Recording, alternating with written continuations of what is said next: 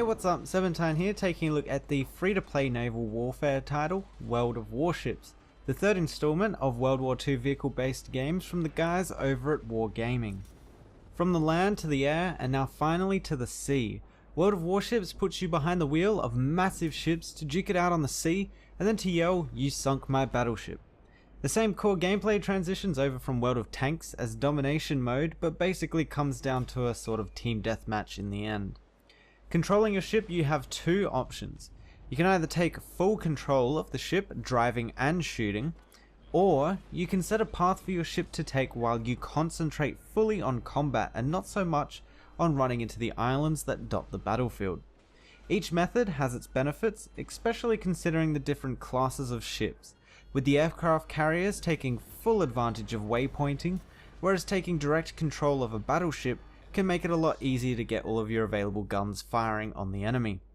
The game does make movement as non-micromanagey as possible, with auto throttle and turning settings available to use.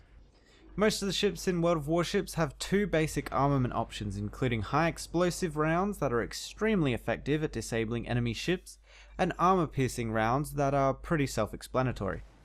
Cruisers and battleships are the only ship classes restricted to these main weapons, with battleship cannons dealing a bunch more damage due to pure power superiority. However, this is balanced with the battleship's cannons taking significantly longer to reload. So in a way, battleships reward players with good accuracy.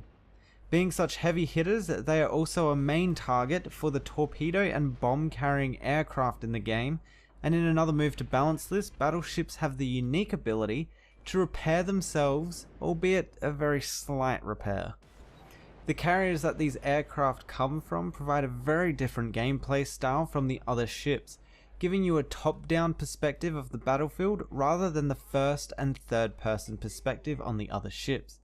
As a carrier, the game turns into a sort of real-time strategy, as you command aircraft to launch torpedoes, release bombs, and fire upon enemy aircraft aiming to do the same thing. As you can imagine, the carriers are massive and make for easy artillery targets. If you get hit by high explosive rounds causing your deck to catch fire, well, that basically renders you useless, as your aircraft can't land or take off on a burning runway. So it's best to stay out of enemy artillery range.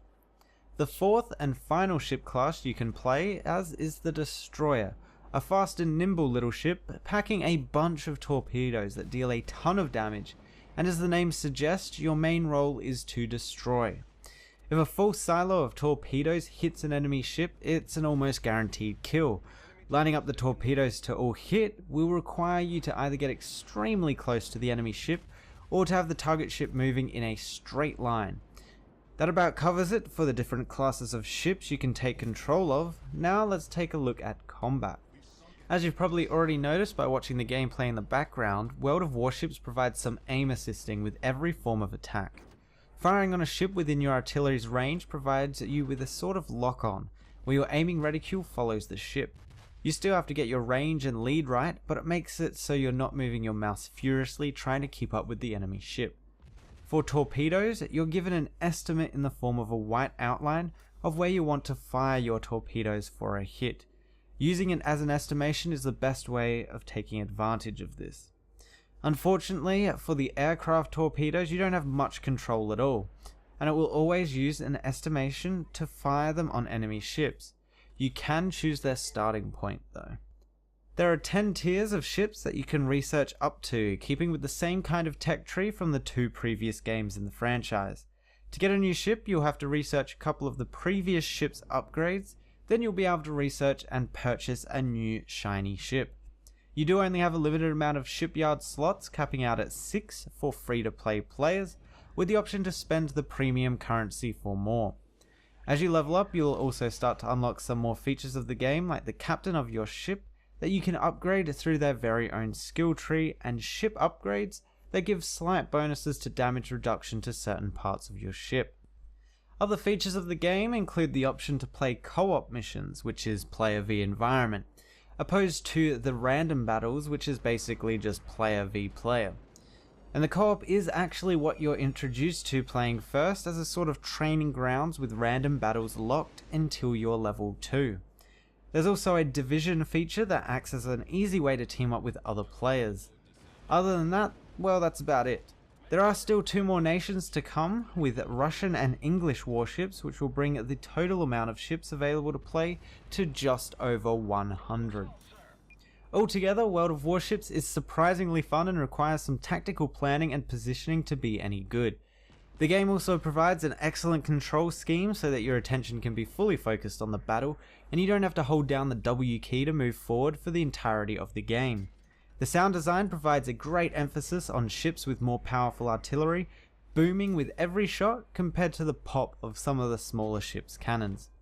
World of Warships caters to 2 completely different playstyles too, with carriers taking on the real-time strategy gameplay, with the other ships being more action-oriented.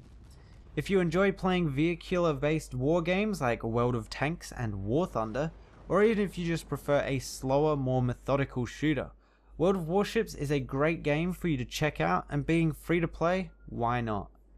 Anyway, that's been my player preview for World of Warships. The game is currently in closed beta with an open beta due for release soon.